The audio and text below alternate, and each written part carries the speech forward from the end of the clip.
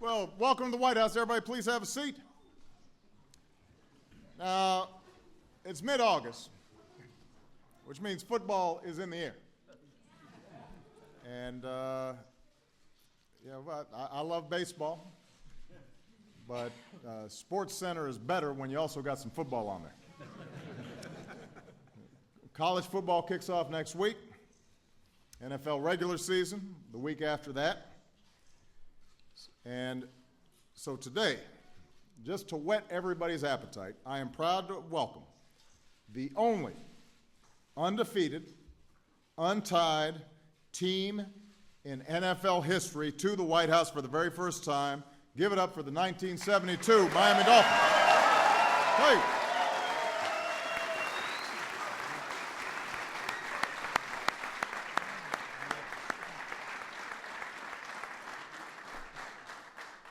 I know this is a little unorthodox, 4 decades after the fact, but these guys never got their White House visit after winning Super Bowl VII. I know some of them are a little harder to recognize these days. You know, they don't have the afros or the mutton chops, the Fu Manchus, but I want to recognize and thank, first and foremost, their outstanding coach, Coach Shula, the legendary Hall of Fame Coach Shula.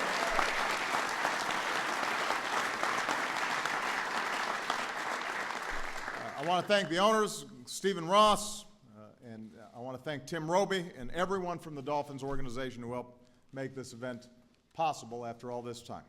And I know that some people may be asking why we're doing this after all these years. And my answer is simple. I wanted to be the young guy up here for once.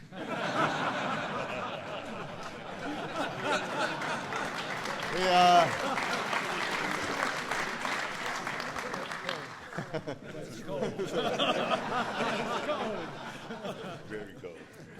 I did have to explain to my staff, who mostly are in their early 30s, what an incredible impact these guys had, including on me, when they were playing.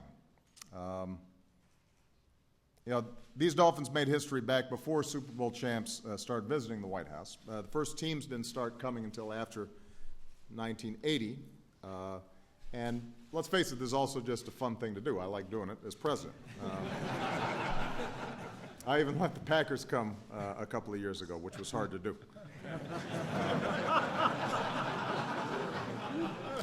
So I decided it was high time to pay tribute to the NFL's only perfect team and to get Butch and Sundance and the no-name defense in here too. In 1972, these guys were a juggernaut. They had a grinding running game that wore opponents down. They became the first team ever with 2,000-yard rushers. They had the league's best offense. They had the league's best defense. They posted 3 shutouts. They doubled the score of their opponents 8 times. And they did most of it after their outstanding Pro Bowl starting quarterback, Bob Greasy, broke his leg in Week 5. And that brought in backup Earl Old Bones Morrow, who unfortunately couldn't be here today. As one teammate later said, Earl couldn't run and he couldn't throw, but Earl could win. And that's what he and the Dolphins did again and again and again. Winning the Super Bowl, however, was not a foregone conclusion. The Dolphins had to win in Pittsburgh just to make it there, and once they did, they still were slight underdogs to the Redskins in the big game. Plus, they'd lost in the Super Bowl the year before. People were stupidly doubting whether Coach Shula was going to win the big one. So the pressure was on leading up to the big game. But the key to their victory, I'm told, is that Zonka put an alligator in Coach Shula's shower.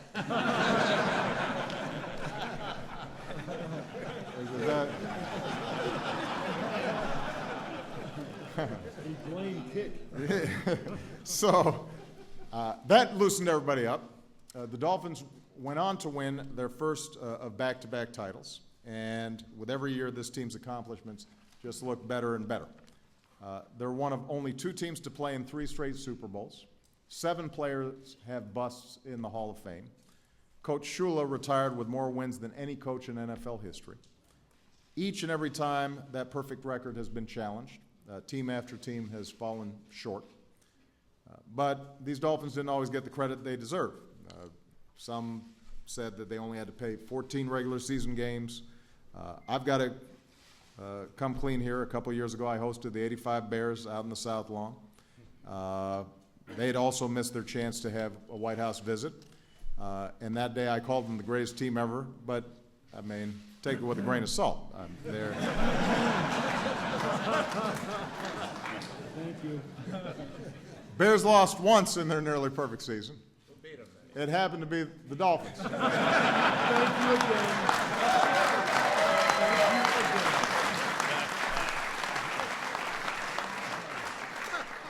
So I think you made your point. Nobody can argue with this record. Nobody can argue with what all of you have gone on to do after you hung up the shoulder pads for the last time. You know, players from this team have gone on to become a minister, a mayor, a doctor, a state senator, a high school counselor, many successful businessmen. Nick Bonacani helped found the world's most comprehensive spinal cord research center. Some have dabbled in acting. I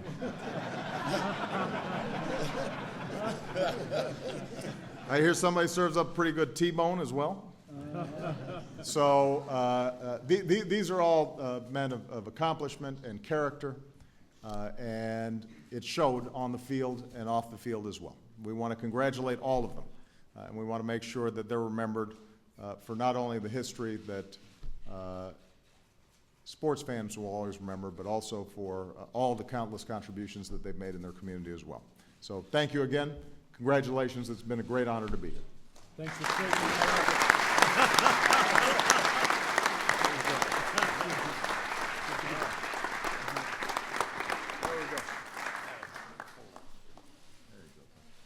Thank you, Mr. President.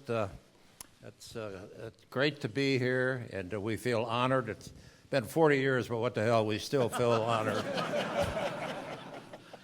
But when you look at that, the undefeated team, and we all signed it, and we want to present you with this.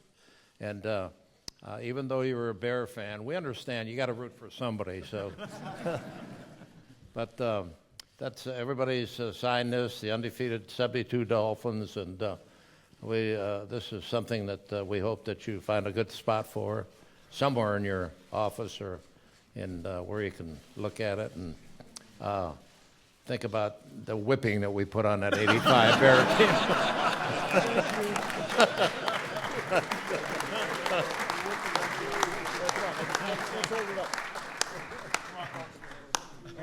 Everybody, are we going to strike the podium here? Yes, sir.